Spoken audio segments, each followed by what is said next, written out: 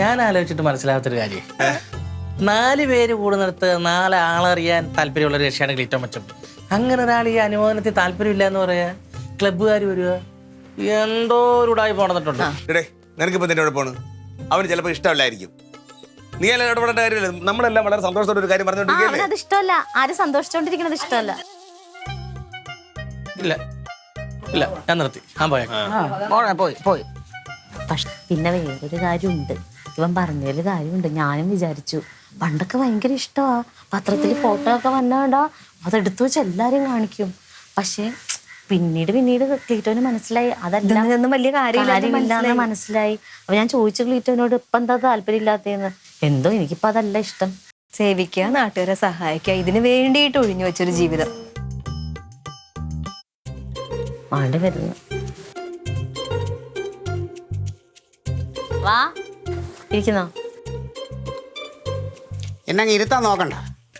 എൻ്റെ കാര്യങ്ങളിൽ എന്തെങ്കിലും തീരുമാനം എടുക്കുന്നതിന് മുമ്പ് എന്നെ വിളിച്ച് ചോദിക്കണം. എൻ്റെ കാര്യങ്ങൾ തീരുമാനിക്കാൻ എനിക്കറിയാം. എന്താ ആ പൂജപ്പുര ക്ലബിൻ്റെ ആൾക്കാരോട് നീ എന്താ പറഞ്ഞ? എന്നോട് സംസാരിക്കാന്ന് പറഞ്ഞു. എന്റെ ക്ലീറ്റോ, നിങ്ങൾ എന്റെ കെട്ടിയോനല്ല. അവര് വന്ന് നിർബന്ധിച്ച ഞാൻ പിന്നെ എന്ത് പറയില്ല, എനിക്ക് സംസാരിക്കാൻ പറ്റില്ല എന്ന് പറയാൻ പറ്റുമോ? ആഹാ, അത് നീയാണോ തീരുമാനിക്കുന്നത്? ഒന്നാമത് ഈ ഇങ്ങനെയുള്ള പരിപാടികൾ അത് പങ്കെടുക്കണമെന്ന് എനിക്ക് താല്പര്യമില്ല. എന്തോ ക്ലീറ്റോ ചേട്ടാ, നല്ല കാര്യമല്ലേ ഇത്? എന്ത് നല്ല ലിലി മോളെ, അതൊക്കെ ആയിരുന്നു ഒരു സമയത്ത്, കുറെ വർഷങ്ങൾക്ക് മുമ്പ്. അന്ന് നമുക്കൊരു അവാർഡ് എന്ന് പറഞ്ഞാൽ അതിനൊരു ഗമ ഉണ്ടായിരുന്നു. ഇന്നിപ്പോ കണ്ട ഈ പറഞ്ഞ തുപ്പണേനും ഒക്കെ അവാർഡ് വാരി കൊടുത്താൽ അതിന്റെ മഹത്വം പോയി. നിന്നെ തേടി വന്നൊരു സൗഭാഗ്യമാണെങ്കിൽ തട്ടിക്കളായിരിക്കുന്നതല്ലേ നല്ലത്. ഇല്ല, നിനക്കിതൊക്കെ ഭയങ്കര സംഭവമായിരിക്കും. എനിക്കിതൊന്നും ഒരു പുതുമയിൽ. ഇനി ഈ അവാർഡ് മാറ്റം നടക്കാനാണെങ്കിൽ എൻ്റെ ഇത്രയും വർഷം അതിനുവേണ്ടി ഞാൻ മാറ്റി വെക്കേണ്ടി വന്നതിനാ. പക്ഷെ അതല്ലമ്മ, എൻ്റെ ഉള്ളിൽ ഇപ്പം എന്താ പറഞ്ഞു കഴിഞ്ഞാൽ ജനങ്ങളെ സേവിക്കുക, അത് മാത്രമേ ഉള്ളൂ എൻ്റെ ലക്ഷ്യം. കേട്ടാ, നീ ഇമാതിരി കാര്യങ്ങൾ തീരുമാനിക്കാൻ എന്നോട് ചോദിച്ചാൽ മതി. എന്നോട് ചോദിച്ചിട്ട് നീ തീരുമാനിച്ചാൽ മതി.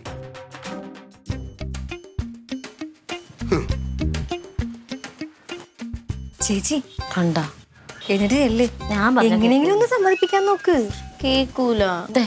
വാ, നീ പറഞ്ഞ കേക്കൂ. പറ. നടക്കൂല. ഞാൻ നടക്കും. ചെല്ലു പോ. എന്തൊരു കഷ്ടമാണ്. പക്ഷെ എന്റെ പൊന്നെ, ഇതൊന്നും ഇഷ്ടമില്ലാത്തൊരു മനുഷ്യൻ.